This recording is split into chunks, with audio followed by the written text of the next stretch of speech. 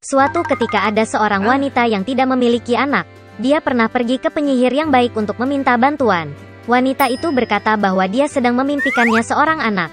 Penyihir itu memberinya benih dan memerintahkan untuk menanamnya di dalam pot bunga.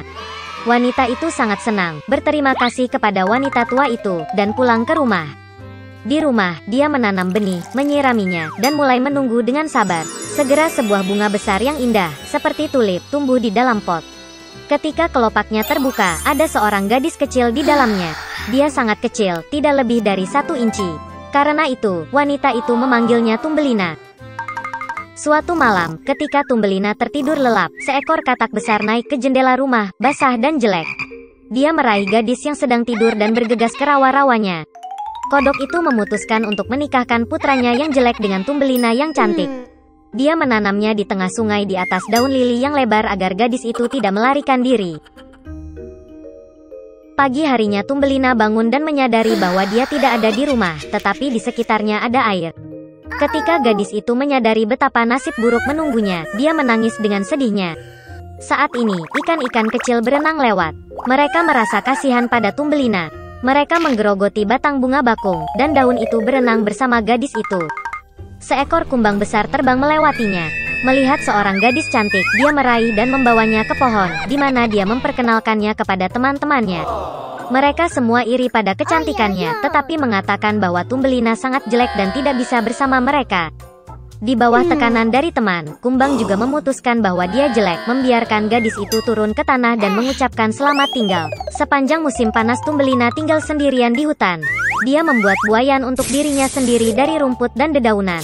Dia makan serbuk sari dan embun, berjemur di bawah sinar matahari dalam cuaca cerah, dan bersembunyi dari hujan di bawah daun besar burdok. Tapi segera hujan dan angin dingin datang.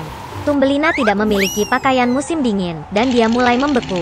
Gadis itu menderita kelaparan dan kedinginan. Dan suatu hari dia dilindungi oleh seekor tikus sawah.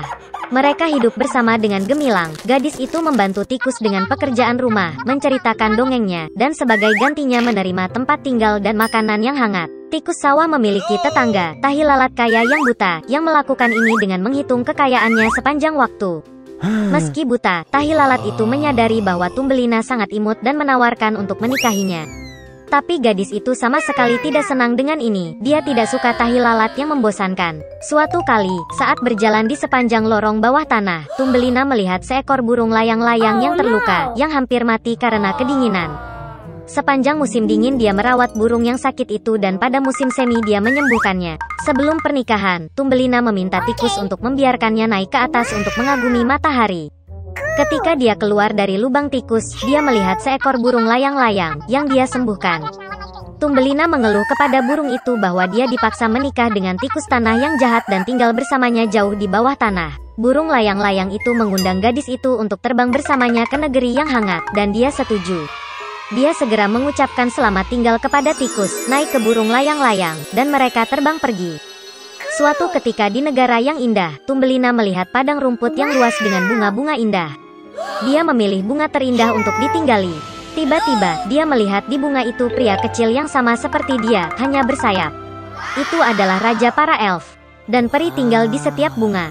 Peri cantik belum pernah melihat gadis sekecil dirinya, dan bahkan begitu cantik. Dia segera jatuh cinta pada Tumbelina, dan mengundangnya untuk menjadi istrinya, Ratu Elf dan Ratu Bunga. Setelah semua petualangannya, gadis itu senang mendengar tawaran seperti itu dari pangeran yang menawan.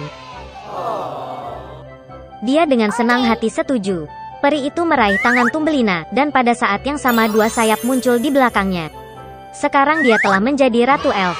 Dan sejak itu mereka hidup bahagia selamanya.